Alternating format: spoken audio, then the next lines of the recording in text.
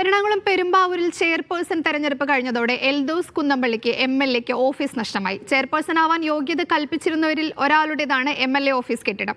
എന്നാൽ ചെയർപേഴ്സൺ സ്ഥാനാർത്ഥി നിർണയം കഴിഞ്ഞതോടെ കെട്ടിട ഉടമ കൂടിയായ UDF കൗൺസിലറുടെ ഭർത്താവ് കെട്ടിടം ഒഴിയാൻ MLAയോട് ആവശ്യപ്പെടുകയായിരുന്നു. പെരുമ്പാവൂർ നഗരസഭയിൽ ചെയർപേഴ്സൺ സ്ഥാനത്തേക്ക് 3 കൗൺസിലർമാരുടെ പേരുകളാണ് ആദ്യം ഉയർന്നു വന്നത്. തീരുമാനമാകാതെ വന്നതോടെ അവസാനം DCC ഓഫീസ് ഇടപെട്ട് വോട്ടെടുപ്പിലൂടെയാണ് ചെയർപേഴ്സൺ സ്ഥാനാർത്ഥിയെ നിശ്ചയിച്ചത്. ഇതിൽ ഏറ്റവും കൂടുതൽ വോട്ടുകൾ ലഭിച്ച KS സംഗീത ചെയർപേഴ്സണായി. കുറഞ്ഞ വോട്ടുകൾ ലഭിച്ച കൗൺസിലർ JC AGയുടേതാണ് MLAയുടെ ഓഫീസ് പ്രവർത്തിക്കുന്ന കെട്ടിടം. ഇവിടുത്തെ ബോർഡുകളെല്ലാം ഇളക്കി മാറ്റിയ അവസ്ഥയിലാണ്. വൈദ്യുതി കണക്ഷനും വിച്ഛേദിച്ചിട്ടുണ്ട്. കെട്ടിട ഉടമ ഫ്യൂസ് ഊരിക്കൊണ്ടുപോയതെന്നാണ് കോൺഗ്രസ് നേതാക്കൾ പറയുന്നത്. യാതൊരു മുന്നറിയിപ്പുമില്ലാതെയാണ് ഓഫീസ് മാറാൻ ആവശ്യപ്പെട്ടതെങ്കിലും മറ്റൊരു കെട്ടിടത്തിലേക്ക് മാറാൻ തന്നെയാണ് ഉദ്ദേശമെന്ന് ഓഫീസ് അധികൃതർ പറഞ്ഞു. മീഡിയ 1 കൊച്ചി.